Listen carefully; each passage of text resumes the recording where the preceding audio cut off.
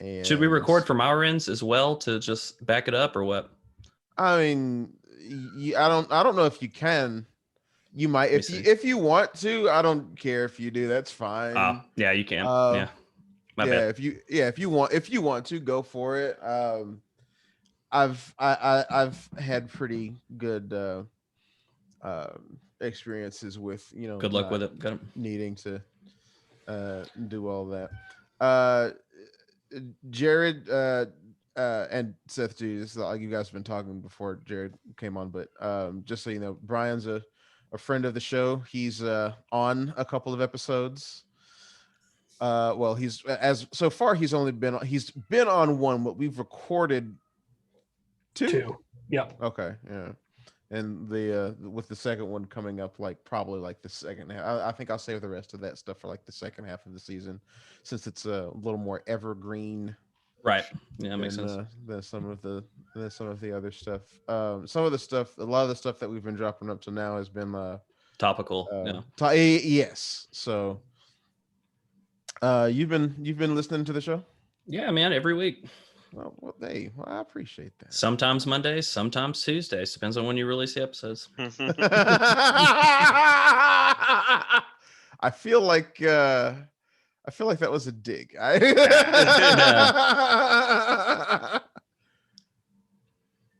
No, never. Okay, trying to go live on Facebook. It keeps. Oh, there he is. Oh, okay. There we go. Let me go. I'll go test it too here. Yeah, go do the thing. Oh, wait. Oh, there you go. Well, what was it? Porn. What is that doing on my computer? That's not what I wanted to come up. Don't stream that, man. Stream it. Don't get excited, Christopher. Christopher is also a friend of the show. He's going to be on an episode coming up. He's also a supporter, and so he gets access to all of these lives. Welcome. Yeah, I'm so excited. Sorry, thank you for the reminder. I literally just got off work. Oh, that's what's up. All right, so I'm as soon as I share this link out. Why does it keep going to the fucking porn? That's not what I'm gonna do. All right, Iron Man. Wait, Sacred Now Live. And what is this? Iron Man and ethical cap. How do you spell capitalism? I've been drinking a little bit, y'all, so just understand. Y'all know I'm a functional alcoholic. Go live.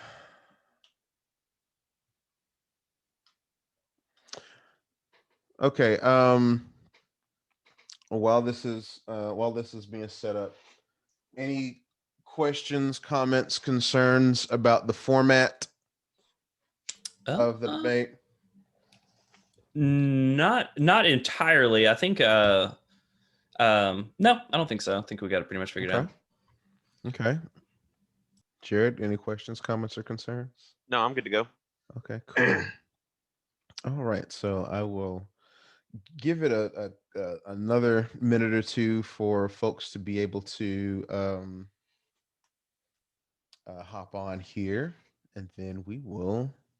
Where's the link to this, and I'll share it.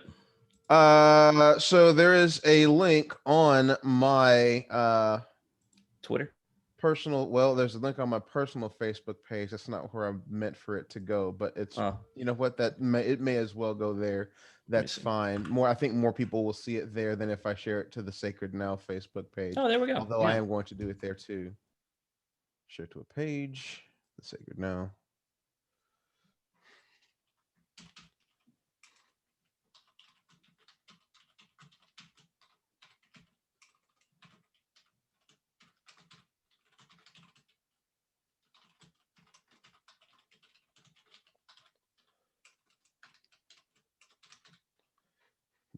Give folks a little bit of time to get comfortable, get some drinks, settle in, get in there, and then we will kick this thing off. All right, that post is shared. Let me share it to a group.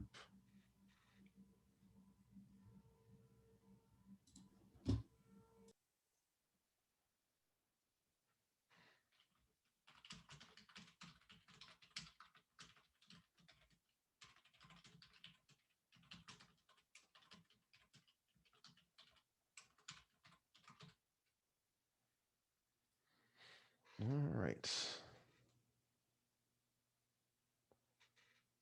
And unfortunately, they don't do the link while the deal is live, but oh well. It'll be all right. Okay.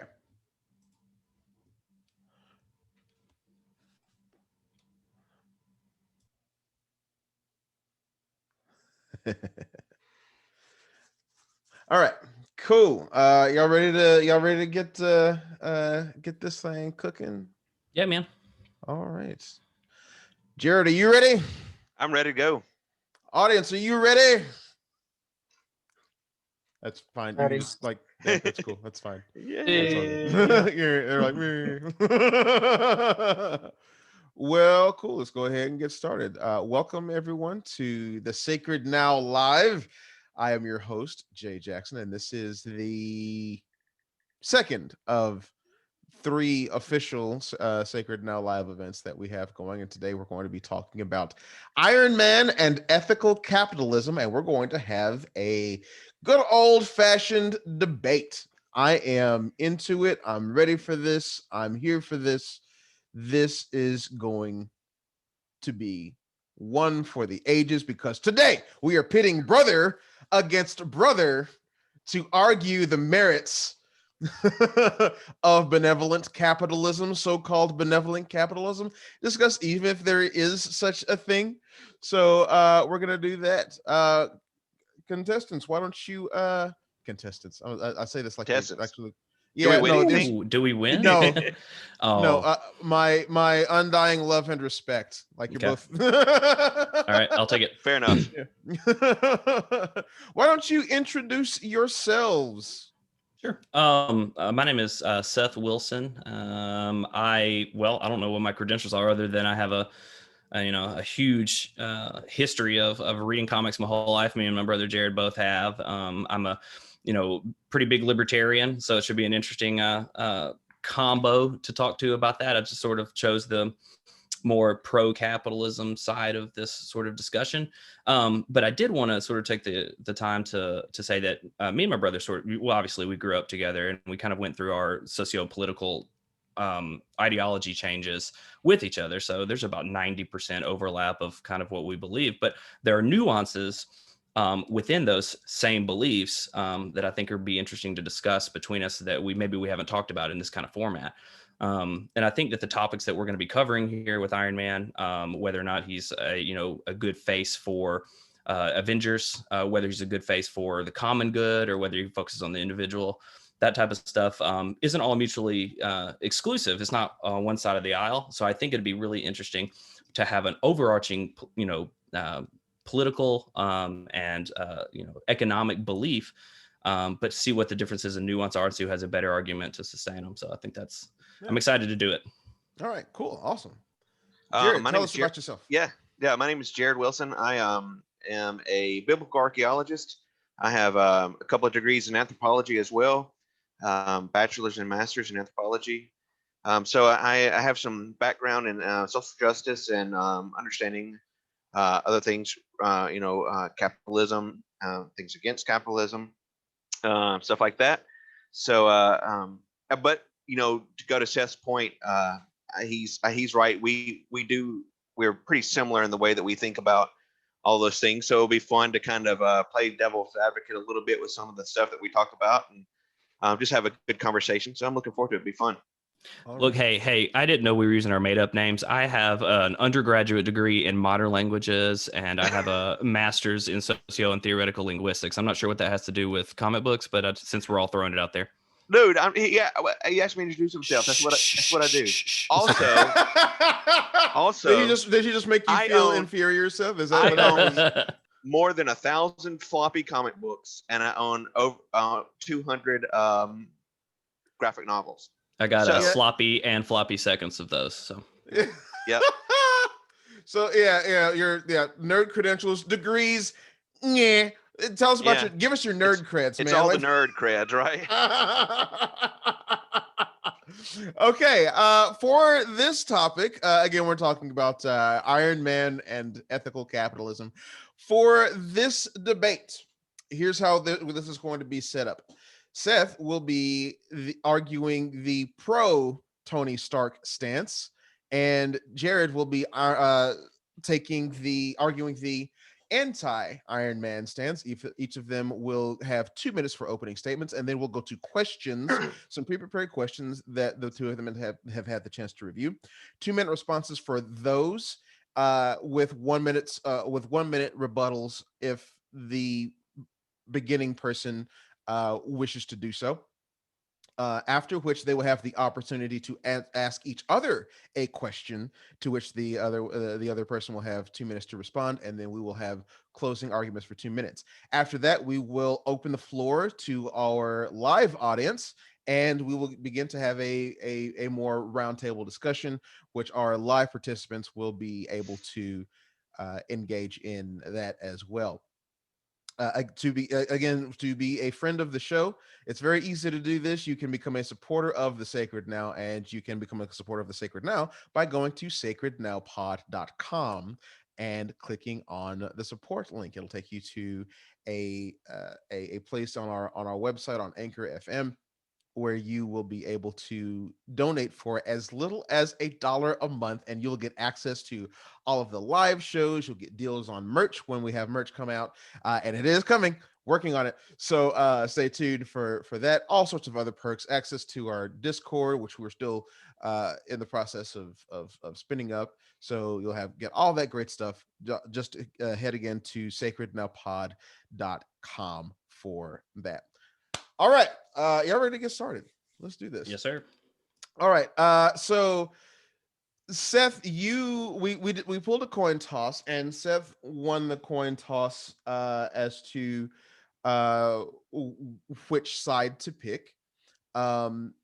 So I think in the interest of fairness, it'll be more fair to allow Jared to decide who goes first with the opening statement. So, Jared, would you like to take the first 2 minutes for the opening statement, or would you rather Seth open the floor? Yeah, I'll go first. All right. 2 minutes on the clock, and begin. Okay. So from my sense, the way that you look at it's a couple of different ways. So Tony Stark, especially in the Marvel Cinematic Universe, it's going to be different than looking at what happened within comic books. Comic books, even in Civil War, many years before the MCU kind of went in that way. Iron Man really wasn't that big of a character early on. I mean, they introduced him in the MCU as a kind of a means to take a more unknown character to make him big. So in the MCU, almost everything that happens in the entire arc, the first time, is Tony's fault, right? So Tony had a big hand in almost everything that happens, and it all stems from although I think he wants to do good. A lot of it stems from guilt. A lot of it stems from his ability to want to use his money in order to make change. And for him, that's how he affects change, is throw money at it. Right before he became Iron Man, he was sold armaments through Stark Industries. And the way he did that was, again, right, I'm going to throw money at it. I'm going to make these instruments of war. And I'm going to make a lot of money off of it because war's profitable. And that's how I'm going to affect change. Now, he had some things happen to him, obviously, that changed the way he did stuff. He saw his armaments being sold off to terrorist groups and wanted to change that. He makes the Iron Man suit. Going on later on, I can't remember who tells him this, but essentially when he started upping his game in Iron Man, he started opening the whole world to a larger group of extraterrestrials that saw that, hey, they're getting better, they're getting more high tech.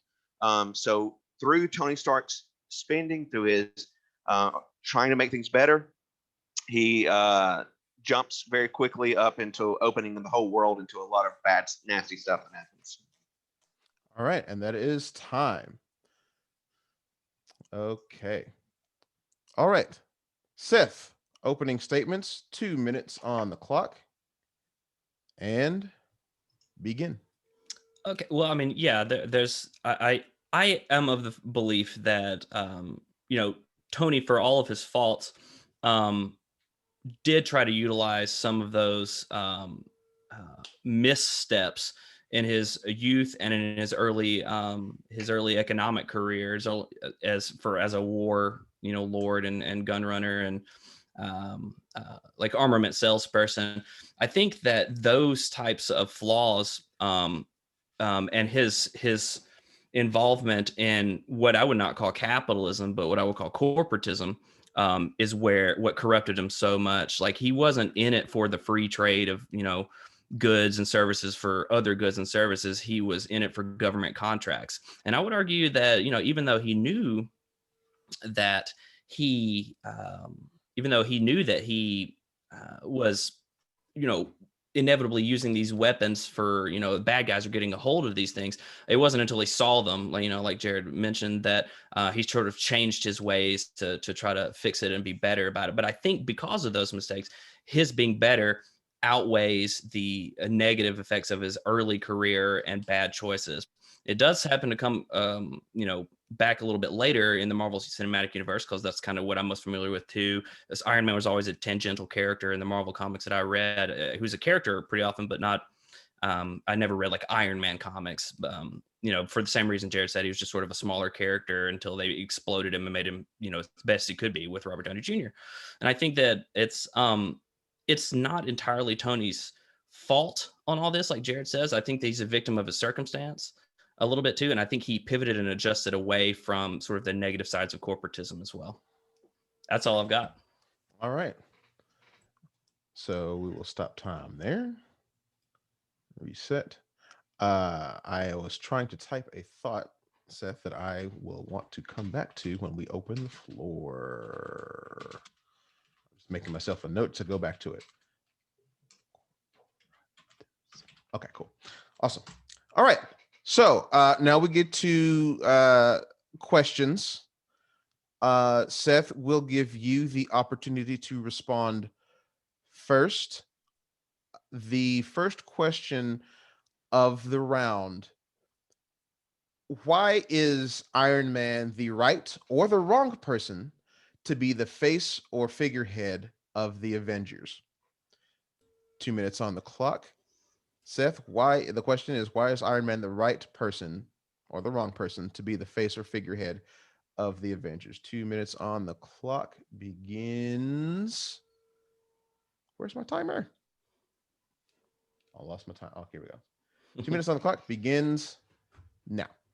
Okay, so this is where it's going to get a little bit fuzzy for me, because I don't know if I personally believe that Iron Man was always supposed to be the figurehead of the Avengers. I know that he wanted to start this initiative, but I don't know if he wanted to be the pinnacle of that. And I think he would probably agree to it. He is turned into a collectivist after he was sort of like internalizing all this sort of, I have to be the biggest, most powerful, most successful, most lucrative playboy in the world, until he changed and became Iron Man and he wanted to assemble a team. It was about the greater good. So I would say that is very non-capitalist of Iron Man. I think whenever he gets into a situation where like civil war happens, where he feels like there's a big collectivist idea, he switches personalities totally and goals totally with Captain America, who's this individualist, like, keep your mask on, no one deserves to take anything from you.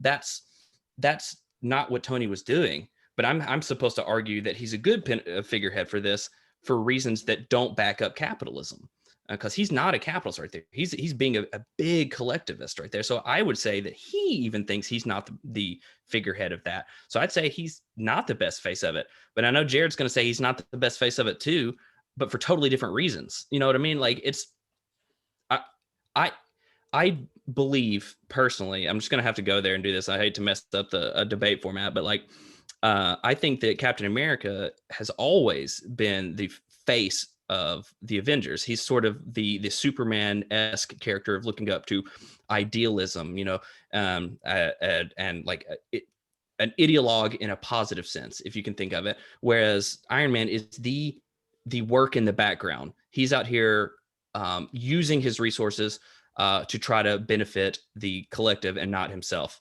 And he's not exposing an ideal like he should. All right, that is time. All right, 2 minutes on the clock. For Jared, the question again is, why is Iron Man the wrong person to be the face or figurehead of the Avengers? 2 minutes on the clock and begin. Okay, so I actually agree with Seth. A part of it is that I don't think initially Tony wanted that to happen. I think he initially kind of shirks that, but even at the end of his own film, the very first film, the last thing he says is, instead of keeping the mask on, like Seth said, and making Iron Man something people look at, he goes, "No, I am Iron Man," right? So he went from being that ability that oh, look at this guy who's doing good, although it's not me, that's great. He said, no, it's me. I am the great Iron Man, right? I am the great Iron Man. And then he also, even when they were building the team, the Avengers team, they didn't immediately come to Tony for that. They wanted his funding, they wanted his backing, but they didn't want him necessarily because of the things that we're talking about. His originally all the stuff behind the scenes that he did with war, with the guns, even with even his ego. His ego often gets in the way, and I think that putting him as the face of the team, I think for him is ego driven. Whereas like with Captain America, I mean, I'm like Seth. I mean, there's no argument there. I think Captain America is the de facto leader and de facto figurehead face of the Avengers for every reason that Seth said. And I think that Tony wants to be altruistic, like he wants to do good things, but every time he tries to do it, it always ends up setting himself up for something worse to come along down the pike. It's not to cross my stuff here, but in Star Wars, where Yoda tells Luke, "Don't go save your friends. If you go save your friends, you might end up causing the very thing that could get them hurt." Tony does that over and over again, where if he would just not do the thing to fix it, he wouldn't have caused a lot of the other stuff. All right, and that is time. All right, resetting the clock. Seth, opportunity for rebuttal if you choose. No, man, I think I pretty much covered it. I think we kind of agreed on that. Not something.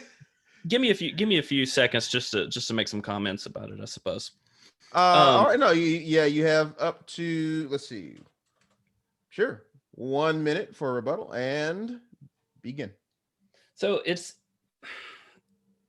yeah, like, and I think a lot of what Jared was saying is about Tony saying like, "Hey, yeah, I'm Iron Man." It is about ego. The problem is his actions speak way differently than his talk. Like he talks like he's this badass, super capitalist. I don't care about anybody. But he's just like this mega philanthropist and collectivist. He's like the opposite of what a corporatist was. So he used to be that. So he's a shining example of ethical capitalism, because I don't think that they're inextricably tied. The fact that you can use ego and self-motivation to do something good because helping other people makes you feel good for doing it. I think that's, it should be considered when you talk about he's not a good figurehead, Okay.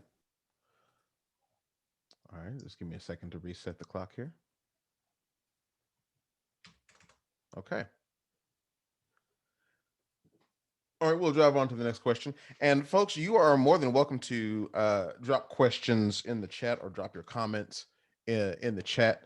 We will definitely be reading those and coming back to those. Charles Powell, I see you on Facebook. Thanks for joining us. And thanks, of course, again to our folks joining us in our live audience, who will be opening the floor up to here in just a little bit. All right, moving on to the second question of the round. Is Tony Stark using his resources in the best way for the interests of humanity? Is Tony Stark using his resources in the best way in the interests of humanity? Jared, you will start uh, the uh, the answer to this question. 2 minutes on the clock. Begin. So this one's harder for me, and it's hard for me for exactly the reason Seth ended his little rebuttal there. Was if you do something and you want to help somebody and you're doing it, and what you do actually helps somebody, right? Does that mean that you can't enjoy it? So in Tony's case, Tony does. Tony wants the recognition, although he's doing good, right? So the difference being is doing good to help other people and enjoying the recognition, or being wholly altruistic, doing something that is good and not needing the recognition from it. So in that's hard. I think Tony actually does a lot of good, especially after the whole what happened with Iron Man. He is a bit of a prima donna, definitely a celebrity. Iron Man's a celebrity, and he fashions Iron Man that way for a purpose, to draw attention to himself. But sometimes that attention, as he learned, when I think it's Iron Man 2, right? That attention comes back to bite him, and it does almost every single time he does it. Again, his need to be out there, to be putting all of his money into do things which are good, but that need to be recognized for it, I think really is what hinders him in the long run. Not being completely altruistic, not being completely giving of himself, and not needing the recognition for everything that he does, I think really makes a difference in the way that and why Tony does what he does. So in those kind of cases, that's a much harder question, because again, just to repeat myself, what really is end up happening is he doing good? Yes. He's making a difference in people's lives. He's protecting people. He's giving his money. He's doing all these things. But the reasons why he does it may be a little off for what maybe he should have. And it often comes back to bite him in the ass. All right. That is time. Resetting the clock. Seth, 2 minutes for your response. Begin. So, I've got some agreement there too, but I have this strong disdain for when people tell other people how to contribute to charity. Because look, here's the thing: is like hating someone because they're rich is the same as hating them because they're poor. It doesn't, bestow value to people. So whenever you have a very rich person like Tony Stark doing one particular thing, let's say he's donating to one particular charity, and someone says, "Oh, you only gave this percentage of your net worth, you coward," and or to a water well building fund in Africa instead of to cancer patients in Delaware. Everyone is always going to tell you that your charity is the wrong one. And I have I think it's an unethical thing to do. And I think it's a logical fallacy. And I think it applies directly here. I think Tony uses all of his resources the best way he knows how to do it. And I can't say I know any better, since I am not a multi-billion-dollar arms trader in Iron Man. So for me to say that, a mega super successful engineer that develops a way to go back in time, he may know more than me. So it's good to kind of look into yourself and try to figure out whether or not maybe you should ask other people how to pull up your bootstraps, and listen to people too. I don't believe that bogus stuff for nothing, but like what I'm trying to say is that some people do deserve the wealth, and some people do deserve the opportunity to help the causes that they believe in. And I think Tony's cause that he believes in most is saving Earth. Because like I said, I think he's a low-key collectivist. Yeah, he likes money. But I don't think he's some kind of Republican, or some kind of hyper conservative, but he's a capitalist, maybe. But and I like that part of it, but I think he's got different motivations, man. But I really think he's utilizing his resources to the best of his ability, and I'll stand by that, because you can't tell people that their charities are worse than yours, or you're not doing enough. Okay. That is time. I am going to write down a note on that comment, and we'll come back to that.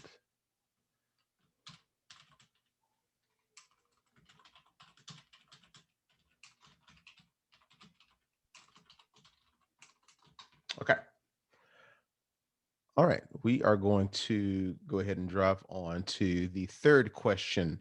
You're not going to of let the Jared round. respond to me? Oh, I'm sorry. Thank you. Yes. No, you're absolutely right. Jared, would you like an opportunity for a 1 minute rebuttal? Yeah, it's real right. quick. All right. Let me find my timer again. Thank you for reminding me of that, Seth. Let's see. My pleasure. Reset. All right. 1 minute rebuttal. Begin. Okay, so I think everything Seth has said basically is correct. You know that nobody should have to tell him where and when to put his money to do the best he can. I don't think that's the issue of that he's able to do with his own money how he wants to do it. I think the reasons behind what he's trying to do. Again, my thing is the altruism versus the look at me kind of situations. And the look at me kind of situations for Tony, again, just to reiterate, always come back to bite him. Always. Every time, bar none. And I think that sometimes if he had not put himself out there so much, not been like, hey, look at me, I am Iron Man, then a lot of the things that he would be able to do would have had a greater impact and not brought down upon him and other people of the earth some pretty nasty crap. Okay. All right. Resetting the time clock here. All right. We're going to move on to the third question of the round, which is going to be answered first by Seth this round. The question is, which is the stronger motivation for Iron Man's actions? I think we kind of like danced around this and with the previous question, but we're going to go ahead and tackle it head on here. Which of these is the stronger motivations for Iron Man's actions? Conscience and morality, or guilt and ego? Provide examples or instances for your argument. Seth, we'll start with you. 2 minutes on the clock. Begin. Okay, so this one's where it gets super tough for me because I don't think these are totally separate sides of an aisle. I do believe that Tony is full of guilt and does have a massive ego, but I believe that the stronger motivation for the modern Tony after, the first movie in the cinematic universe, as an example, once he's actually Iron Man and learns from a few of his mistakes and starts to develop a better course of action, better teamwork mentality, better, consulting opportunities, keeping things a little bit more low key. That was incredibly important. So I believe that the conscience and morality eventually motivates him. Outwardly, never. He's always a dirtbag to everybody. That's sort of his shtick, But underneath that, he's doing it because he saw effects of war and he thought more of himself or less of himself and more of the earth and what he can do to do better. And he approached that from the angle of be a superhero, which is a bizarre choice with all his money, but that's what he chose to do. And it was due to him feeling the moral need, the ethical need to protect others that can't protect themselves. So I think ultimately it doesn't really matter if he's got guilt and ego, because I don't believe that those things are important enough to make the conscience and morality portion of it not still be voluntarism. Like, he's still volunteering his time, efforts, and his assets, his capabilities, his militaristic prowess, his genius. He's giving that stuff up due to the need to do that for others and not to make himself feel better. That's just a consequence of the underlying need that we can see. An example would be his biggest one whenever they mess up Sokovia. Was that what it's called? Sokovia? Yes. Mm-hmm. Okay. And he decides during the Civil War, his big thing is that we need to have responsibility for the actions we take. That is not an individualistic opinion. He's not motivated by ego. All right. That is time. All right. 2 minutes on the clock for your response, Jared. Again, the question is, which is the stronger motivation for Iron Man's actions? Conscience and morality, or guilt and ego? Provide examples or instances for your argument. 2 minutes on the clock. Begin. Okay, I'm going to take a little bit of I agree with Seth a lot. So I'm going to take a little bit of a different approach to this. So Iron Man's arc, his entire story arc, beginning from Iron Man 1 to Endgame, everything he does for the first 3/4 pretty much of all his movies and times that he is in there is guilt and ego. Now he's atoning for something that he's done, or he has his ego so massive, again, the Iron Man, right? It goes on. But what changes for Tony when he becomes completely altruistic really happens in Endgame. And all of that build up, his entire story arc, he really becomes the hero then. This is what makes him a hero. All the stuff before didn't make him a hero. The things, morality, the ethical parts of it, at the very end of Endgame, when he has the Infinity Gauntlet, and he says, "I am," and then when he says, "I am Iron Man," it's not ego driven, it's not guilt driven, it's morality and ethically driven. He's telling you, "Hey, I'm going to do this. I'm about to give my life so that everyone else has life," and he does. Snaps his fingers. Right? He knows it's going to happen. He knows he's going to lose his life for it, but he does it because it's for the greater good. So you see this arc, right? And that's the heroic arc that he takes. So a lot of what he does early on is so ego and so guilt driven up until Iron Man 3. All those, you can see that he has a lot of guilt, even has like PTSD over a lot of stuff that happened in Sokovia, all these things. But as that end game happens, as they push toward end game, you could see that shift in his paradigm, the way he thinks about it being all about my ego versus giving my life for the people, right? In which he ends up doing. So I think it is predominantly at the beginning of his arc, the guilt and ego, but he becomes the actual hero of the universe, right? The actual hero at the end, where morality and ethical behavior takes over, and he actually understands what it means to be a real hero. All right, that is time. And I'm going to reset the clock and make a note on something Jared just said.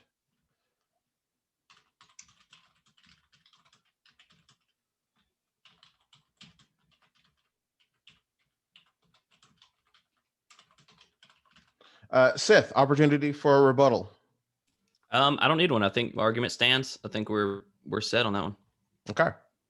All right, then we will drive on to question number 4. Again, folks, keep those comments coming. I see my sister in the chat. That's what's up.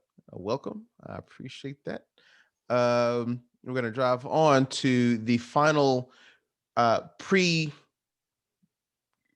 prepared question. Pre is in the thing. Why did I say pre-prepared? That's anyway.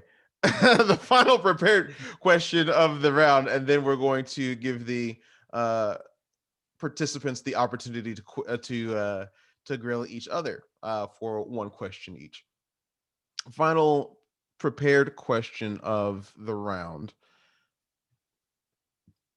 could Tony be doing more to make a positive impact in any way?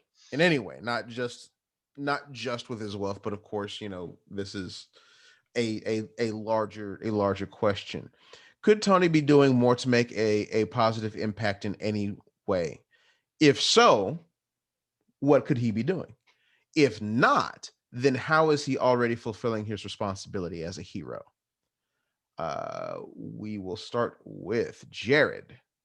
2 minutes on the clock. Can you repeat that question one more time? The question is, could Tony be doing more to make a positive impact in any way? If so, what? If not, how is he already fulfilling his responsibility as a hero? Okay. Make sense? Yep. All right. 2 minutes on the clock. Jared, we start with you and begin. Okay. So I think in early days of Iron, I mean, if we do MCU before the end game, right? In early days of Iron Man, he's doing a lot. I mean, he actually is doing a lot. Like I said, whether it's altruistic or not, that can be debated. But he actually is giving a lot of himself. I got a lot of his technology, a lot of his time, everything else. But like, if you take the comic books, Tony goes back and forth between this kind of need to feel behind the scenes molding everything. I mean, he's part of the Illuminati in the comic books, which is a group of like really powerful guys that are kind of behind the scenes affecting things and running government, helping run government, stuff like that. So it becomes really shady. It's in the comic books. Tony Stark does a lot of stuff he does is super shady. So, but all of that really comes down again to what we define being. Is he doing his part as a hero? In those instances, I would say no, he's not, right? Because he's doing stuff behind closed doors. He's trying to shape other people's lives and everything, even without them knowing it. He's trying to kind of almost dictator light, I'll say, in some instances, especially in the comic books, where he tries to, well, you can do this, you can't do this, you've got to tell people your name if you're a masked superhero. Be on a register of people, which we all know that in the past that has not been a good thing for anybody to be on a register of people in situations like that. So in those kind of instances, I would say no, that he's probably not doing everything he needs to be doing in order to be classed as a real hero. In game, obviously, in the MCU, it's a different story. We talked about that. But overall, his story in the comics and other stuff really doesn't always classify him or put in that hero category. All right. And that is time. 2 minutes on the clock. Reset for Seth. The question again. Could Tony be doing more to make a positive impact in any way? If so, what? If not, how is he already fulfilling his responsibility as a hero? 2 minutes on the clock. And begin. Jared, that was a pretty impressive position that you upheld there. That's going to be difficult. The short and simple answer, the objective answer is no. Of course, he could be doing more, but that's not a human thing to assume or to force onto someone. The guy isn't a god. He's not a deity, and he makes choices that he believes are the most that he can do for the world. And it's difficult. The reason Jared's position is so strong here is because we're using a lot of timelines. Yeah, he is a really sketchy guy in the comic books, but then you have some arcs like in the movies where you see him overcome that. We've mentioned this a bunch of times, where he never has the intention of running the earth. He just believes that through trauma, he tried to come up with something to sacrifice freedom for safety, which is a capitalism no. And so he betrayed his own interests by doing that. He became like a super collectivist. Like I've used that a couple of times now. And he became sort of saying like, hey, we need to, take responsibility. We need to pay higher taxes, all this really weird non-capitalist stuff. And non sort of individualist stuff. Like, it's very strange when you have Captain America being a classical liberal with Iron Man, the capitalist, being a, hyper recommender of social, hierarchies and social responsibilities and collective responsibilities.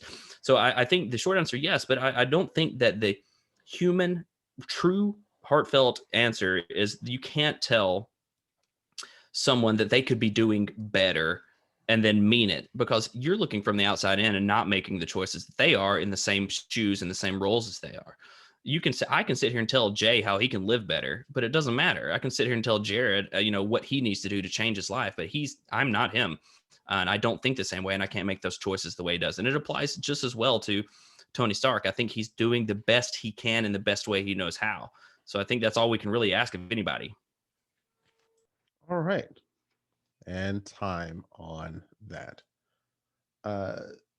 Jared, opportunity for a 1 minute rebuttal. Yeah, just a short one. Okay. 1 minute on the clock. Begin. So, I mean, again, not that this is new to anybody that's been listening to us. I agree with most everything that Seth says. This is a good intellectual kind of fun thing that we're doing.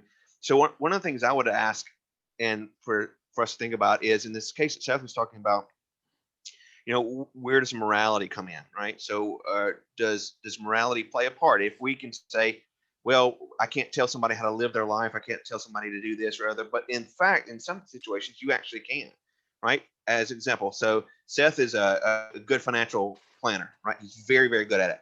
I am dumb as a brick when it comes to that kind of stuff. I would, if he says, hey, do these kinds of things, I'd be like, okay, cool. Because I don't know better. There's somebody that knows more than I do.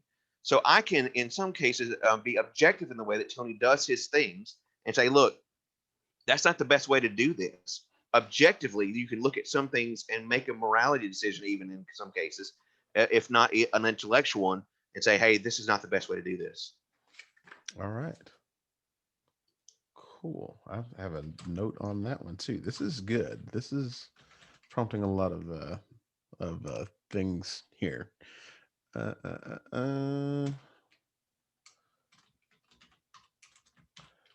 Excuse me while I make a note. Just type quick. Oh crap! How do I want to word this?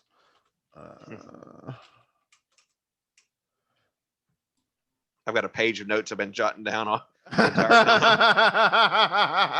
All right here, my friends. All right here. I can't keep it up there anymore. I've got to write it down. Too much crap up in my head. Ditto.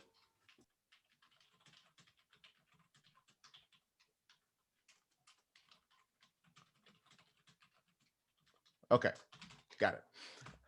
Okay, cool, awesome. All right, so now for the here's the fun part for me, and that is to hear the questions that you have for each other, which I which I find very interesting. Seth, we'll start with you with your question for Jared. And you, Jared, you will have 2 minutes to respond. Jay, just for clarification, are we playing roles now, or can we just be super honest about what we're saying? You're playing roles. Oh, okay. Or you know what? Whatever feels good to you, man. Whatever feels good to you. All right, cool. Like in my head, you were playing roles just because I know that the two of you, like in real life, are pretty close to each other on this subject. So maybe in my head, it was more like playing roles. Kind of going the opposite direction here. I've got a question for him, but I want to hear it on. So you know what? Hey, man, if you want to like break kayfabe and just like bear your heart open, like fine. Let's do that. I think it makes for entertaining listening. All right, we're gonna put 2 minutes on the clock. Reset. All right, Seth, what is your question for Jared? Jared, do you believe that capitalism is the best form of economics in the world to date? All right. 2 minutes on the clock. 2 minutes on the clock. Begin. Yeah, I'm honestly, if just me, yes. I mean, I as Jared, yeah. I think it's probably the best way that things get done. To be very honest with you, as in character, you know, obviously. Why are you red, dude? What's going on? Because you like Jay said, you know, I mean, in reality, Seth and I are pretty much in lockstep on most of all of these kinds of things. You know, playing the character, I would say no, but it's hard to do that in situations knowing how the other part with hardcore socialism and socialist countries, how that does not work. You know, we don't have that kind of hardcore socialist kind of things. We do obviously have socialist things that happen in our countries all the time and have for a long time. But as far as capitalism working, it does in fact work. Obviously, it can be bad. It can be bad. People can misuse it, and it can be bad for people. But I think as far as if the opposite is, you know, hardcore socialism, like you see down in Brazil and other places like that, or Venezuela, rather. Or Venezuela. Well, I guess Brazil probably has it a bunch too, but actual socialism. You know. Yeah. Let him respond to your question. Yeah, no, he's right. Thank you. So that really is I guess where I'm at on that. Really, I mean, yes, I would say, to answer your question, I would say, yeah. I mean, honestly, it probably is. Yeah. Okay. That's it. Stopping time. You had like you had a couple seconds left. All right. Resetting time. Jared, what is your question for Seth? Okay. So I mean, I need to know, why is my hair better than yours?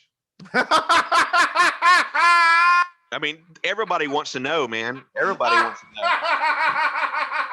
Everybody thinking it. We all thinking it. No. An easy one to answer. No, it's not. For the listening audience, Seth just got up and left.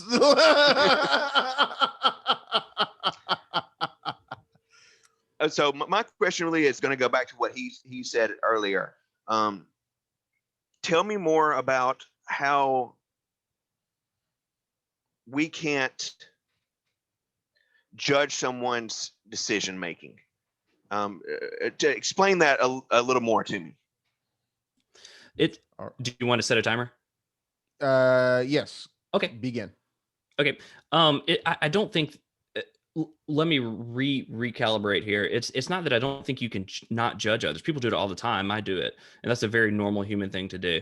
What I'm saying is that you cannot, at all times, from all angles, having multiple people make a individual choice about another individual's actions, unless there are some things, like you said, that are objectively true. So if you're hurting people, that needs to be stopped because it's not for the collective good, right?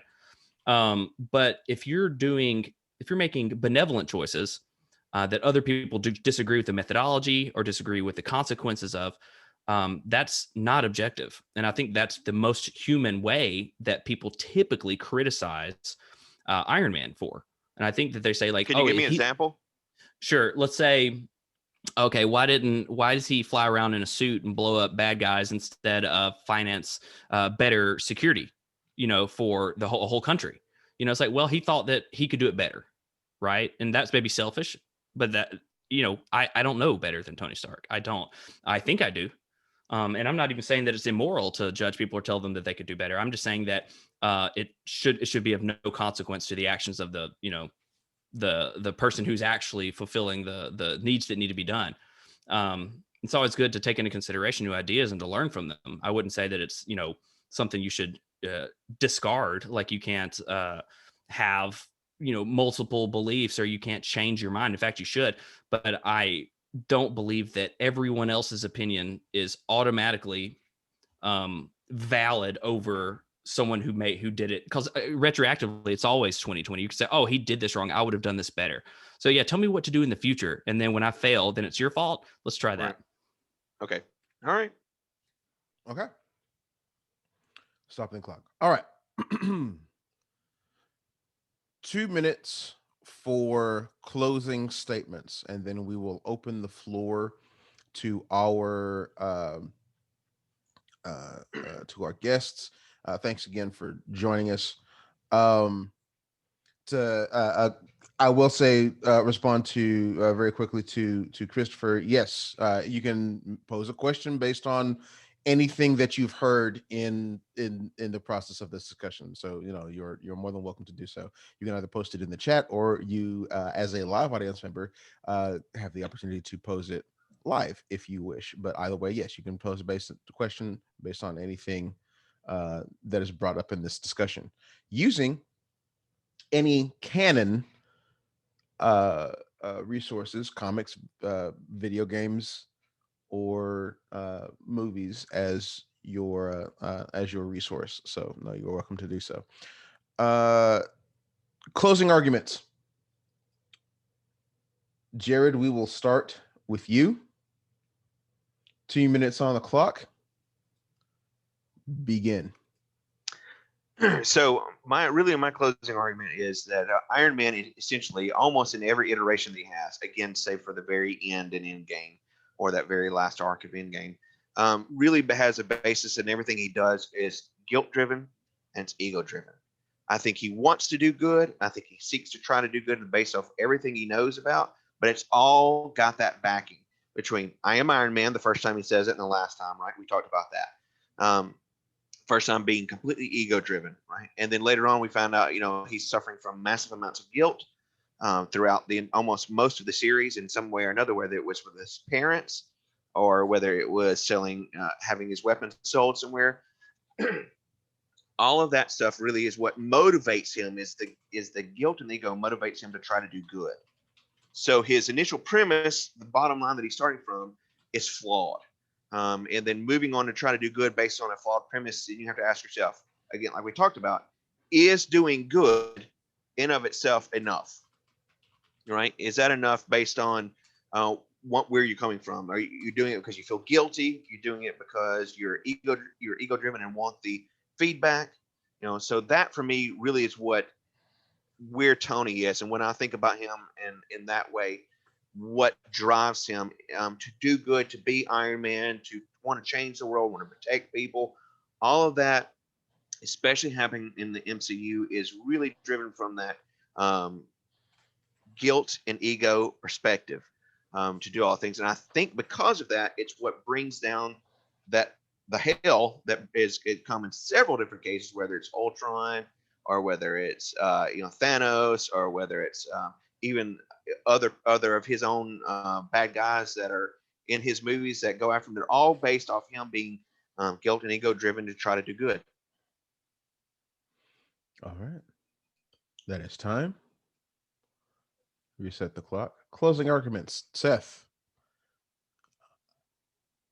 And begin.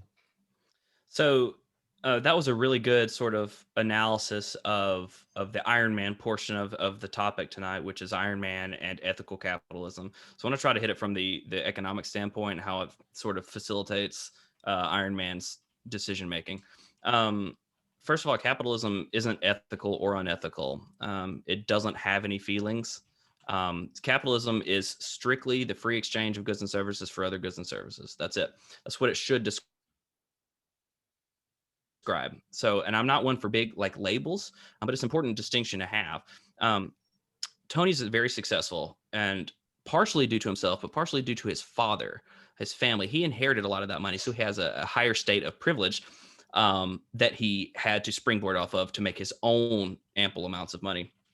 I think that Tony has not always been ethical inside of the world of capitalism, but I do believe that after learning, as we all do as individuals from our terrible mistakes, that we can do better and make actively more selfless choices for the sake, even if it's for guilt and ego, it's going to reverberate back to being for the greater good anyway. I'm not sure that there's a big distinction between wanting to feel good for being a philanthropist and doing it because you feel that it's more important than yourself, because I think those things can happen at the same time.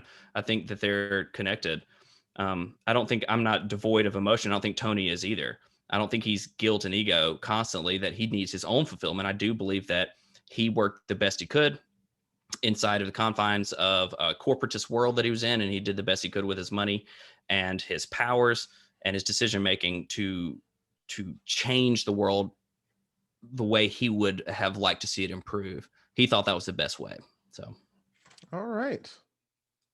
Very good. Gentlemen, thank you very much for your time and your responses. I feel like this was a very good debate. Some very salient points raised on both of your accounts. So thank you for that. A round of applause uh, for our debaters, and we are going to open the floor at this time for the next few minutes or so. Joining us, we in the live audience, we have Brian Keene, friend of the show, who was on our Spider-Man episode, will be coming up in our storytelling episode a little later in the season, and Christopher Pounders, who is a friend of the show, supporter of the show, and will also be appearing in a Star Trek episode later on in the season that I am very, very much looking forward to.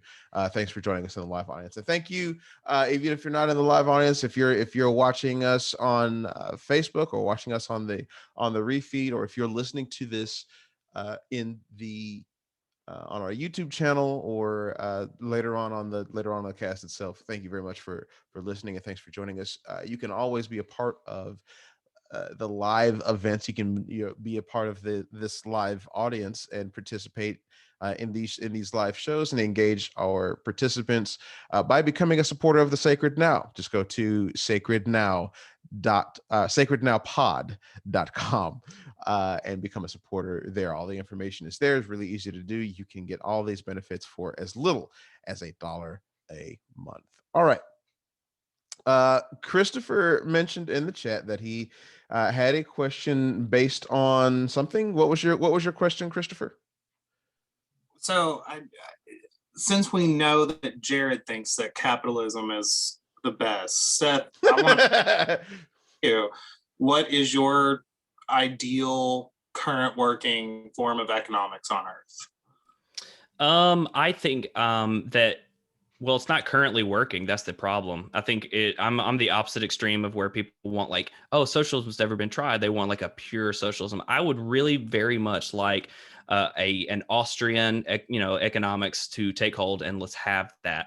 The problem is the intertwining between government and capitalism makes for some evil stuff that happens, and that's what I don't like. I don't think anyone does, left or right, middle, whatever.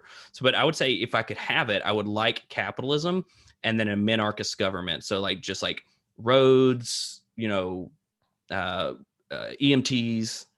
police, firefighters, and then the rest of it, let us make our choices on it. Economically, I think capitalism is the only way for that exists, because I think socialism actually requires a totalitarian regime to enforce it.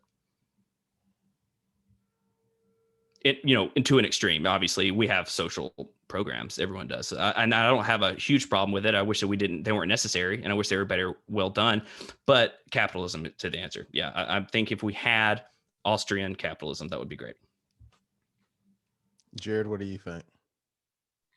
I mean, honestly, I'm really with Seth here. I mean, it obvious that right now things don't work, right? And there is some evils that happen with capitalism. There's no question there. I also think that in general, if you look at the world and history, that an idea of an extreme socialism also is very bad. It has never worked ever in history, ever. And so I think doing what Seth said, having a situation to where that capitalism runs, but it's done in the correct way, so to speak, it is the best functioning way for us to run. So here's my issue with that. Because when I think about what the aim of government is supposed to be, and I think about the aim of what a business is supposed to be, the aim of a government is to do right by its people, to protect its people, to provide a safety net for its people, to make sure that the greatest number of people are cared for, protected, etc. This is the role. This is what a government is for, right? And the goal of capitalism is to make money. Period. Point blank. There's no way to really sugarcoat that. And I don't feel like those are two things that jive always. Maybe sometimes they might, maybe depending on the circumstance, or depending on what it is that we're talking about. You're right. They don't. But they're like, generally speaking, those are two things that are at odds. It's not so much, and for me, it's not so much that I have a problem with capitalism as far as like at its base definition, that like you described it, Seth, like the buying and selling of goods or what have you. You have a thing, I want a thing, I can pay for the thing, I give you money, that should be the end of it, right? I have a problem when that interest starts interfering with the operation of government for the best interest of its people. Yes, so I agree. I kind of like at that a little bit, you know what I mean? So I agree with you. I think Seth agrees with you wholeheartedly. So in that kind of case, what do you do, right? So we have social programs. We have social programs for this very reason. There are things that are set up in order for safety nets, right? There are for people to be able to get on their feet, to be able to, so to speak, right? To better themselves, to seek out better opportunities for themselves.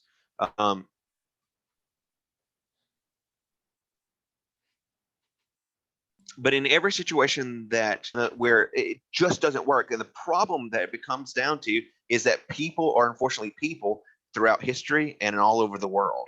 People have desires, they have wants, they are mean, they sometimes are good, they are moral, they are immoral, they want to steal, they want to protect. I mean, you have this whole gamut of the human emotion and what we do. And in those kind of situations, people are going to take those extremes and run with them to both sides. So I think what we're doing, instead of, we can talk about those differences in the minutia, right? But I think we all agree in the interim, in the middle part there, what would actually work in the cases when it works well, right? And has those kinds of things we can do that. Like you mentioned, if it's a buy and sell a good, then it ends there. But once they start interjecting themselves into things like making government do this, or making laws that do this, it doesn't work. It starts failing. It starts coming apart. It starts not working for the greater good of the people, and that's a problem. So what do we do? In those kind of instances, where are we? What do we go to? I have some thoughts, but I'll wait for Jason. No, go ahead. So yeah, no, that's exactly the case. Like, government is made up of the same individuals that believe that people are too stupid to govern themselves. So it's a redundant loop. So what do we do? What's the solution to that? Is we reduce the power of government down to a point to where they can enforce things that keep people from harm and that keep people stable and healthy.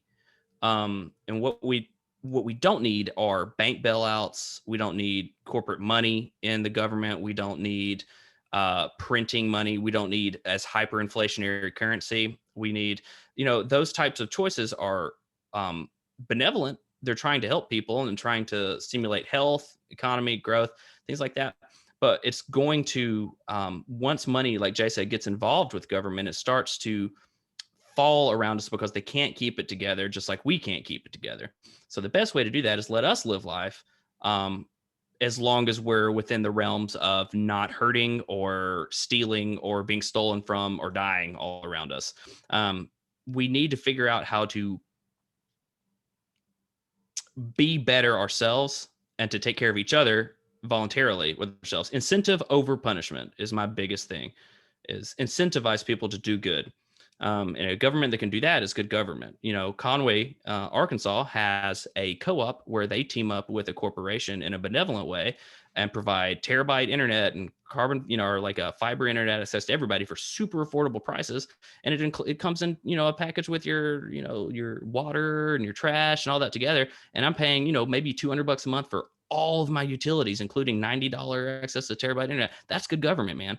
Those kind of things are important. But what's not good is oversaturation of billionaires involved with our top governments. That's a problem for everybody.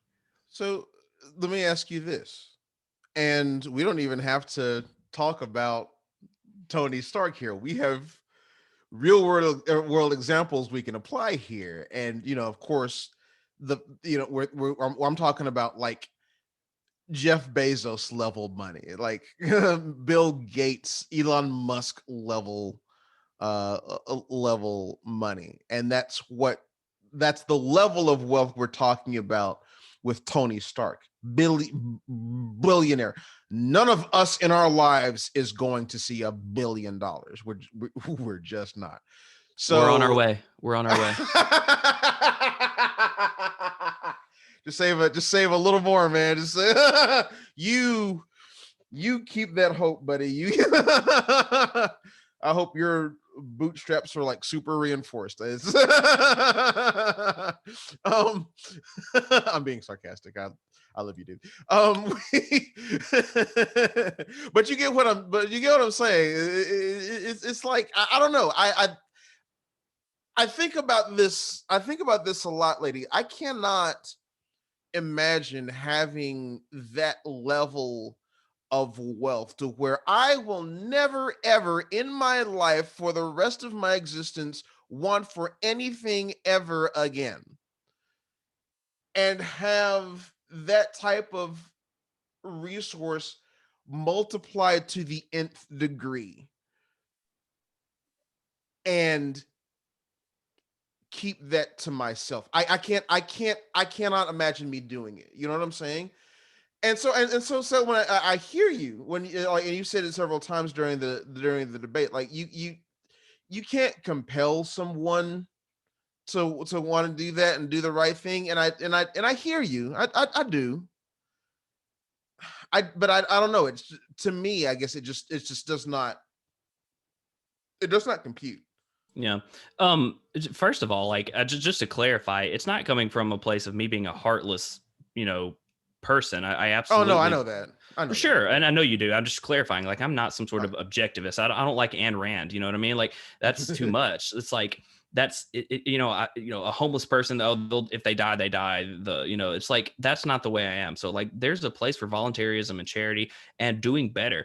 Yeah, Jeff Bezos and Elon Musk and them. But the problem is, man, some of this is economic based. They don't actually have $150 billion. They have that in assets. They can't liquidate. If you tried to liquidate $150 billion from the market, it would crash everything. And then their money that they had in those assets would be completely obliterated. So I'm not sure where all this money that everybody keeps talking about they have is. It's not there. They have value. Now they do have a lot of liquid assets. That's great. But yeah, they could do better. We all could do better. And that's where I'm at. And they should do better. The problem is not the problem, but the solution is that people like Bill Gates, and I don't know about Bezos. He's kind of a schemy guy from what I've read, but I know that Elon Musk and that Bill Gates in particular and Warren Buffett in particular are super philanthropists. They've built entire like irrigation and water pipe systems in whole countries. They've cured diseases. They're bringing us into space again. They're getting us into technological revolutions. Those things are very good. And, people always say, well, do this instead. That's what I have a problem with. Not that they couldn't do better. It's just that saying, do this instead. And I do want all of us to improve. And I do want there to be an ever narrowing gap between quality of life. We're in the best quality of life anyone has ever been. Our poorest are way richer than anyone else in the world in a non-Western country. We're very privileged, but that doesn't mean our problems aren't relative to ourselves. So I totally agree with you that there needs to be something that changes. I just have to make sure that the facts are on the table before we jump to conclusions. That's just where my take is on it. I'm not some kind of animal, Oh, I didn't mean to imply that you were. I know you and I have had like, sure. Like yeah, no, I get it. personal conversations on this. He is. Don't let him fool you. I listen to him. He is.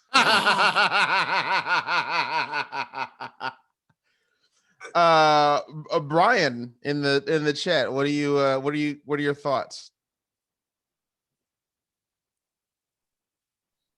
I don't really have much. I mean, I pretty much agree with a lot of stuff. I don't know if you can hear me or not, but yeah, we can hear you. Okay, cool. I don't know. I guess I lined the same way with Iron Man, thinking that I know Iron Man from the MCU. I don't really know him from the comics. I'm not really familiar with any of that for him. So what I do know, it's already been said, just the reiteration that I feel like so much of his stuff is done through the guilt of some decision he made through what you see. Sorry, Seth. It's just, but that's just how they portray him in the movies, yeah, and yeah. you see his heart, I think, especially in Endgame. Like, I think that's probably the one movie that I'm like, okay, there's not really any big guilt there. This is all decisions that he made kind of on his own, that it's not as a consequence of something he did as a larger scale, like you do with Ultron or anything else out there. So I don't really have any follow-up questions, because I think you guys did a great job. So bravo. I appreciate you saying that, but you hit on something that a note that I took on one of Jared's comments earlier, and that is about kind of speaking to Iron Man's motives for doing what it is that he's doing. And Jared, you talked a lot about guilt, and you said you said later in the debate that his premise essentially for doing what he does. His premise for being a hero is flawed, and I took that to heart. Because y'all see my shirt, y'all know I'm fucking Team Rogers. Y'all know I'm Team Rogers. We've done 2 Captain America episodes. This is the one I'm on. But 2, you talked about his paradigm shift, particularly as relates to the MCU. He does go through something of a shift as well in the comics, especially around the Civil War timeline. And into even into the X-Men versus Avengers storyline, which that story was just stupid to me. But as far as the characterization of Tony Stark and what he's doing and what he stands for, there's a paradigm shift there. Like even in Avengers versus X-Men, like Iron Man tells Captain America, like, it wasn't so long ago that we were like on opposite side, like we would have been on opposite sides of this issue. So like, anyway, but we see the point is that we see Tony take this paradigm shift, and we see his attitude adjust, even if it is out of guilt, even if it is out of ego and whatever a guilty conscience or whatever you want to call it. You kind of pose the question or put forward, does the reason for Tony's attitude shift, for his paradigm shift, matter? And I kind of think that it does. I say that because particularly in the MCU, you can point to all I mean, you mentioned Ultron, you mentioned Sokovia, you mentioned um a Civil War. I kind of give him a little bit of a pass, but he's still a dick. All of these initiatives that, like, even him becoming Iron Man in the first place, or at the beginning of Iron Man 2, where he's like, I have successfully privatized world peace. It's about him. And okay, maybe he's doing good things, but I think that his reasoning for doing them matters, because when he fucks up, he fucks up. You know what I'm saying? And I don't think that those fuck ups would have happened on the same level if he'd had his head right, or if Motivation's he'd had his correct. motives right. Yeah. Yeah, that's right. I completely agree with you. I'll concede to that, man. That was pretty well articulated, actually. So Yeah, I mean I think that's absolutely spot on. yeah, It same. motives matter. It does. Oh well, I wasn't. Man, it makes me want to say no, they don't. But that's But you know it. But you know it does. Your motives matter. Why people choose to do things do matter. Of course, he wants to say no because it's me, but no, it's not. That's not why. That's not why. Like when I say motivations don't matter, if the results are the same, why do the motivations matter? Why? In an objective sense, like obviously you can be a dirtbag asshole all day long, but like you're not acting like one. I think in an objective sense, I think because if motives matter, he wouldn't have taken some of those actions in. I see. Okay. The FC that he would have. You know what some I mean? of the risks that he took were based off his motives more than the for the behavior and what the end result good was. Quite selfish person. Right. Again, gotcha. Okay. All of that has to do with. Yeah, that's right. That's correct. Most all of this has to do with that word altruism that I keep using. Anthropology loves the word altruism. It's one of the things that we look at even within animals and stuff. Animals that show behaviors that are close to altruistic behavior mean a lot to us, because that shows more cognitive function.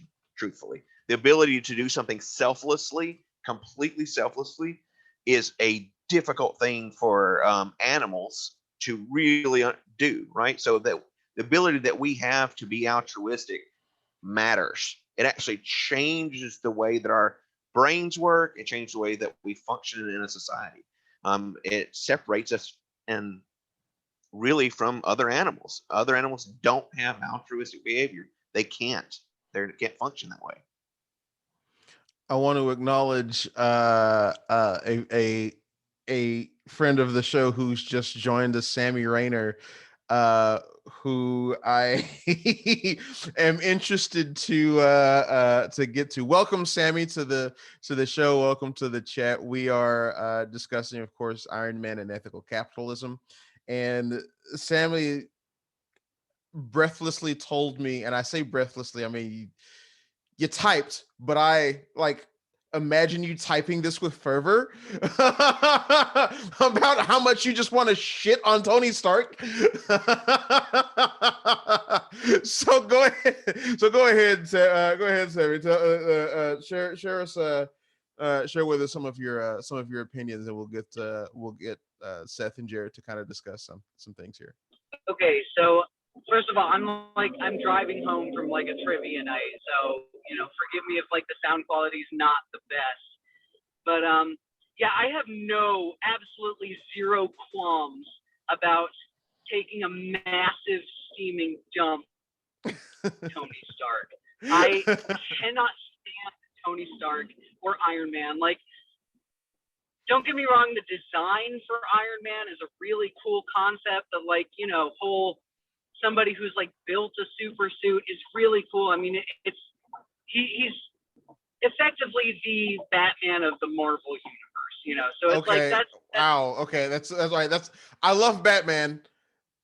Watch your mouth. I mean, I'll say it in the sense that he's a rich person that like became a superhero, and his only superpower is being rich.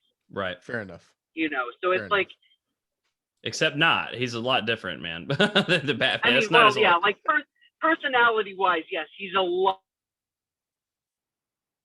different from Batman. I'm just talking about the sense that like his superpower is money, and like he created a super like suit because of money. He's intelligent, sure, but it's like as a person, Tony Stark is like one of the most arrogant, egotistical megalomaniacs in the Marvel universe. And all it would take is like a very small push in the wrong direction, and he could become a villain in the Marvel universe. I mean, you just he does constantly, do Sammy. Yeah, he's an ass. Look here, I just had this whole debate where I had to defend this guy. Like he's one of my least favorite characters, man. He sucks. I'm totally in agreement with you, but like everybody likes him in the movies when he gets redeemed. That's great. But yeah, you're right. The comic, you're onto something, dude. I have no problem with you taking a steaming dump on Tony Stark for the sake of taking one on there. Outside the confines of the conversation. The only reason people like Tony Stark in the Marvel Cinematic Universe is for the fact that it's Robert Downey Jr. He's kind of like I pulled myself out of a drug addiction and became like this good, like, well, accepted actor. So it's like, I don't feel like people like Tony Stark. They like Robert Downey Jr., who is he's a really good actor, So it's like, and he does have kind of like a redemption story as far as his career goes. But it's like, as far as the character of Tony Stark goes, even in the Marvel Cinematic Universe, he's not a great person. I mean, I was talking to Jay earlier. You just look at the whole Civil War storyline, and he wanted to register every superhero, every mutant, everybody with superpowers on this registry that was very Nazi-esque. It was very much like register the Jews so that you can track them. So it's like I'm completely Team Cap in that regard, because it was like Captain America really wanted everybody to have that freedom of anonymity to be able to fight crime and fight the villains without like having the government have this oversight over you and to be able to track you constantly. So Tony Stark is just, he is the epitome of white tyranny, privilege in America. Yeah, sure. Sammy, on that note, I'm gonna let you in on a widely not so secret is that whole arc had one side to it the whole time. Nobody was pro Tony Stark during the Civil War arc. You would have been a psychopath. You'd have to be a sociopath, like in a tyrannical anyway. But I agree. 100%. No, like anybody that was like Team Stark in the Civil War was just bought out by For Tony sure. Stark. You know, like Yeah. especially in the Marvel Cinematic Universe, like Spider-Man, Peter Parker, in every sense of the word would have been Team Cap, but it's like in the Marvel Cinematic Universe, Spider-Man is just baby Iron Man. He gets all of his funding from his hero, Tony Stark. You know, so of course he's going to join the side of his sugar daddy. You know, but it's like he really said it. He said it. He put it out there. I like, as much as I love Tom Holland as Spider-Man and Peter Parker. I think he's a great fit for the role, but I hate what they've done with him, because instead of focusing on Peter's intelligence and Peter's abilities and his you know, inherent just goodness, like Peter Parker exemplifies just like wholehearted goodness. And they take it. Stark showed up in his bedroom. Well, they've stripped that from him in the MCU. They've made him just baby Iron Man. You know, all he is Tony Stark's sugar baby, and it drives me absolutely nuts. So there's something interesting there. I mean, you draw the comparison there between, you know, the Peter Parker version of Spider-Man, which we have, which Brian and I have discussed on the show before, and how one of the things that we talked about, and Brian, jump in here at any time.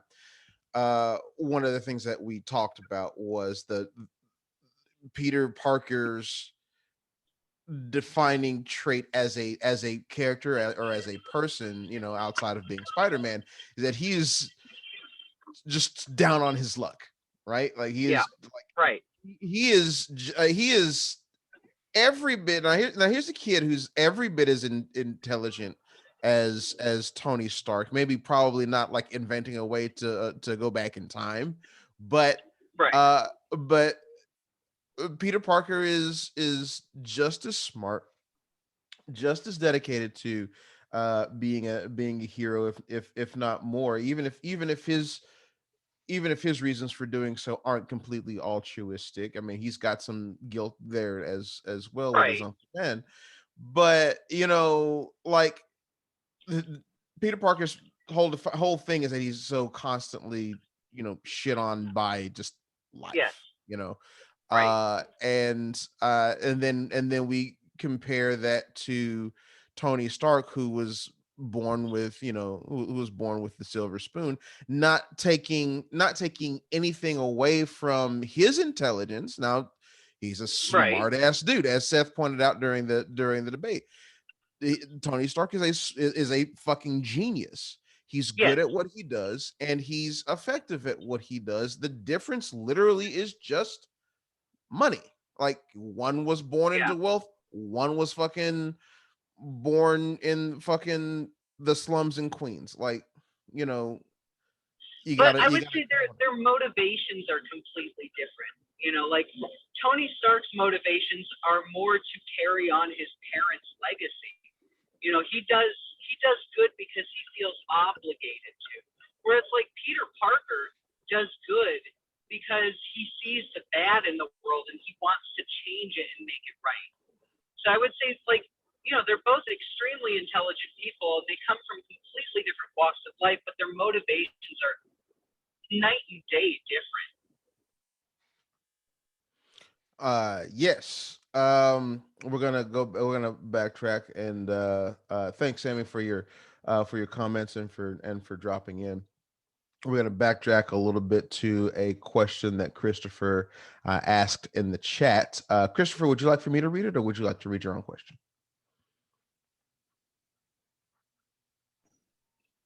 I can read it. Go for it. So yeah, I'm curious. We've talked about how Tony Stark is a dirtbag to everybody that he meets. We see that again and again with his relationship with pretty much everybody in his life. So is that a reinforcement of the whole idea that it's okay, they can be a terrible person, they're Iron Man, or they invented the Tesla or the PC, or they're trying to get us to space? Like, we have that idea around a lot of billionaires. Is it reinforcing that it's okay to be terrible so long as you're rich. Yeah, I think that is what that's reinforcing. And it's absurd. That's absolutely absurd. I would never tell someone that it's okay or that you have to accept someone's personal or crappy beliefs or crappy actions because they do good for other people. I use Chris Brown as an example all the time. There are still fans of Chris Brown, and I'll never forgive the guy. Even if he has bangers, I can't get behind, I can't like his music morally. So I get it. I see what you're saying. But I think it's totally valid to have a disdain for people, regardless if they're rich or they're doing really awesome stuff. Tony Stark's a great example of that because he's, kind of like we said, the epitome of just like some gnarly egocentric, New World Order type of guy in certain timelines, and then sometimes he's abusive and overly protective. So it's like there's never really a good option with that guy. But certainly, we should never ever tell people that they need to accept someone as a good person. I think our former president Donald Trump, a lot of people say, "Oh, he did this good thing or did this good thing." The dude is the most corrupt and just absolutely terrible person to have ever graced, the office of president of the United States, and it's going to leave a scar on our country for a long, long time in history. He was a terrible, terrible president. Like, I can't think of a good thing. I can't even think of a pro-conservative. I think the only gun laws he passed were anti-gun laws. He banned stuff. Like who did he represent? I don't mean to go on a tangent, but that's a great example. Like you can't just say, oh, they're doing good for the country because they lowered taxes on the middle class, or they're doing good for the country because he's protecting us from aliens. Yeah, but he beats his wife. Hank Pym is a great example. Like he's a hero. But he beats his wife's ass all the time. Like, how are we going to be like? How are we going to say, oh, yeah, you can still be an Avenger? No, of course not. I would never advocate for that. I think a lot of it has to do, too, when you're talking about with money, right? With people with money, and that because they have money and they're able to do good with it, are we supposed to just be like, hey, they're doing good, so let's give them a pass for being jerks? And that can't happen. And the thing is it's not money. I'm going to pull some sacred now kind of stuff, all right? So it's not money that is the root of all evil, right? It's biblically, at least scripturally. It's the love of it. And so it's not money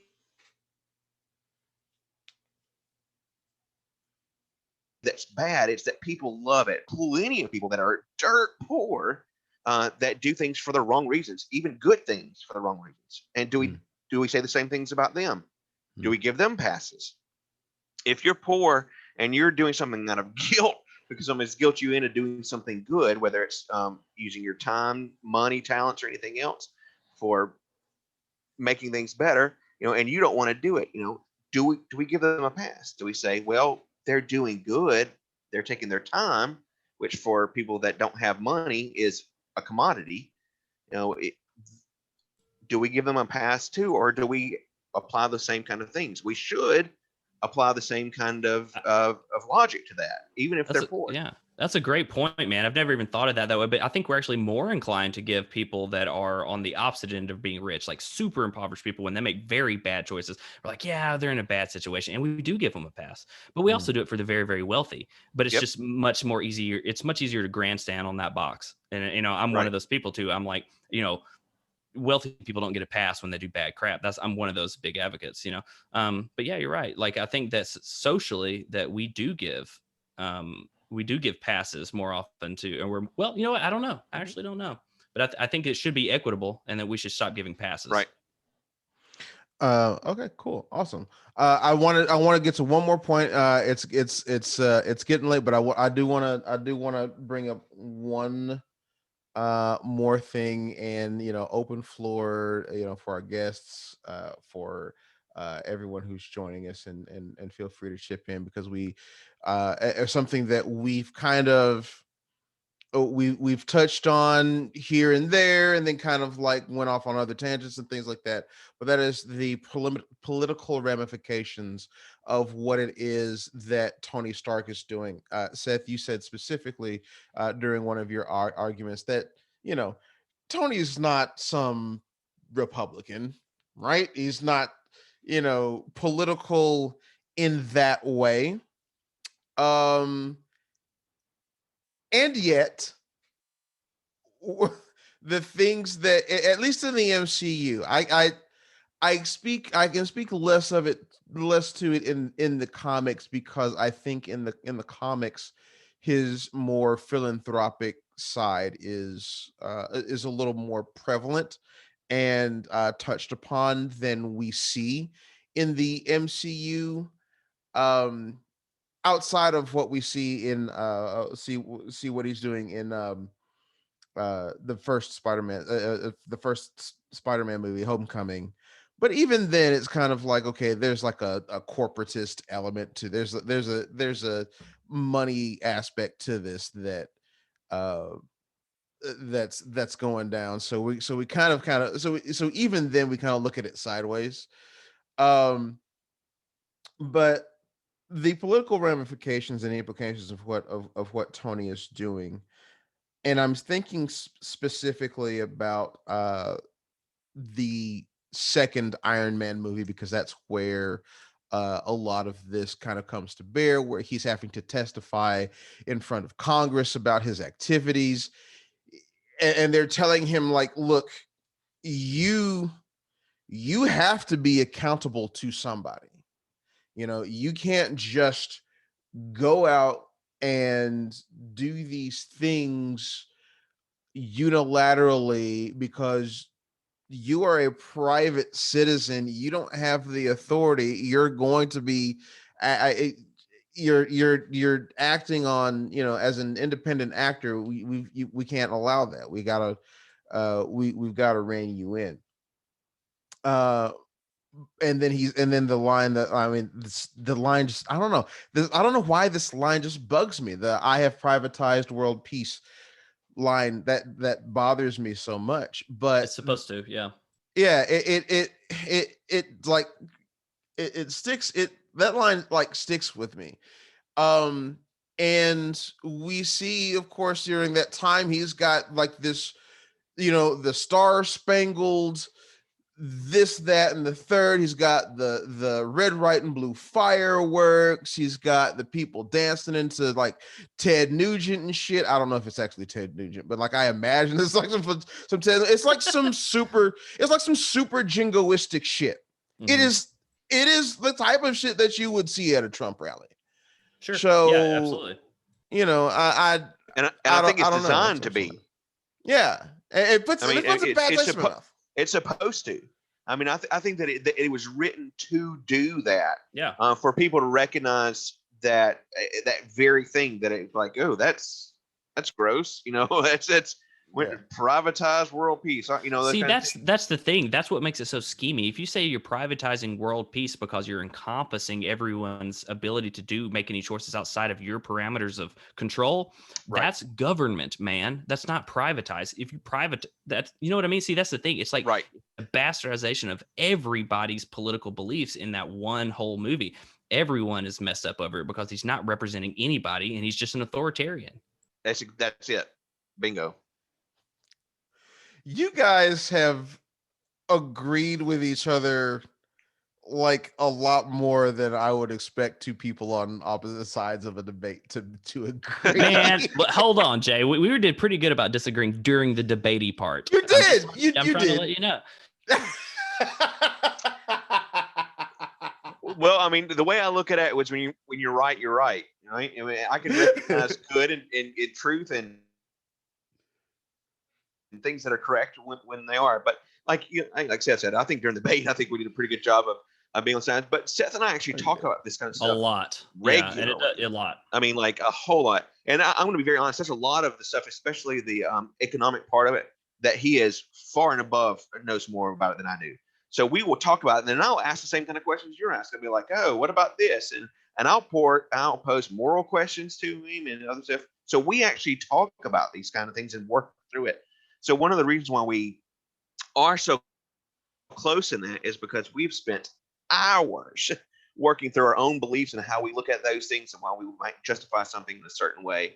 So, for us, it's not one of those situations where we got an invitation and we're like, oh, let me go read a bunch about this stuff. We're something that Seth and I have done and talked about for a very long time.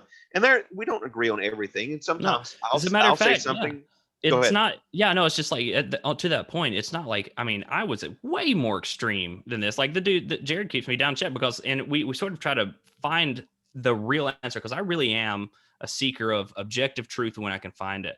I really always am. I try to keep an open mind. And if somebody can convince me of an ideology, how it's better and how it usurps or solves a problem that I already have a belief of it being the solution, I will accept it. I will, and me and my brother do that. And so that's kind of why we have similar beliefs. It's not so much that we think alike or we agree on everything or anything like that. That's just, and matter of fact, we don't. Right, and we So- don't, but we're also willing to change when new information comes to light. And that was one of the things that I think that Seth and I do well is I'm okay being wrong. If I can be shown to be wrong through information that I don't have, I can change that. Like my ego is not affected on that because I'm very aware that I don't know. Mine is. It's terribly affected, but I have to get. I have to. And y'all think he's joking, but he's not. And so in that way, we're different. See, on me, it doesn't matter, but for Seth, it does. But even though it does, and he has to work through that, he will work through it, and he will change the way he does it.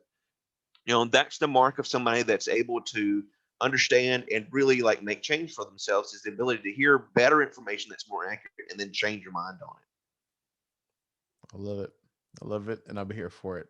I am super looking forward to the episodes that we have with the two of you coming up. Not the same episode, but you guys will be on two different episodes later on in season 2. Seth, tell us about your what we discuss when as we come up on your episode. Tell us what we can expect to hear, and then tell us when the next episode of Let's Talk drops. Oh God, here we go. Man, please No, preach you know- to you him. know- I've been trying. I Here told we him. go. I said he should do TikToks. I said he should do YouTube. Yes. All Yes, right. Been trying. all of that. Been trying. No, well, what we have to look forward to without spoiling too much of it is like we have a very sort of straightforward traditional episode of Sacred Now, like where we get to like, what's your religion? What's the past of your religion? What are you now? How do you believe that this particular topic affects religion? And I really enjoyed how sort of non-tangential it was. Like I came on there expecting it to be like just like that, and that's what it was, and I had a really good time. So what we talk about is language and religion, language and culture and religion, and we talked about how they're intertwined and sometimes inextricably tied to it. And I think it's a really good conversation. I think we had some good objective points, and I think there's some really good science behind it. I think there's some good history in it, but I also think that there were some good in like this debate, like some even more so, maybe some good opportunities for me to try to play devil's advocate on people that I'm always shitting on. Because I did like I couldn't just let me and Jay both just crap all over, everybody that makes these silly things that we call nonsense. Cause I have to come from a place of understanding, and I think you're going to have a really good time listening to it and get the same effect. Jared, what can we expect with your episode? And you and I go probably deeper into like biblical studies and biblical history than I've done with even with my dad, and that's like a thing that we did growing up. So we take a pretty deep dive into that. What can we expect with your episode coming up? Yeah, so it was really fun. We talk about kind of the origins of religion, right? Where kind of religion started from, how it moves from one place to the other, how religion changes depending upon where you are. Even close areas. Each state and ancient places, all the states over there, how they had different gods and how all those kinds of things, and then moving all the way up into how religion affects culture today. And then what we can expect really on will religion change? Where will very, very hardcore conservative religion, will it change or will it die out? So we talk about those things and what kind of we can expect, what things to look for. It was a great time. I had a good time. Awesome. Brian posted in the chat that both of these episodes coming up will be his faves. I am Okay. Oh yeah, no, they're no look like legit. That like they're both really good conversations. Seth and I used to kind of like talk about this linguistics and shit all the time. It's kind of Sure. bouncing back and forth on that. So it's good it'll be good to have that conversation with you again. All right. I think with that we're gonna go ahead and wrap it up. Thank you very much to our debaters, Jared Wilson and Seth Wilson, Yes, sir. philosophers. Yeah, thank you so much. Philosophers, nerds, brothers. I would declare a winner. I think this one's a tie. I think both of you had some. No, Like legit. Hold on.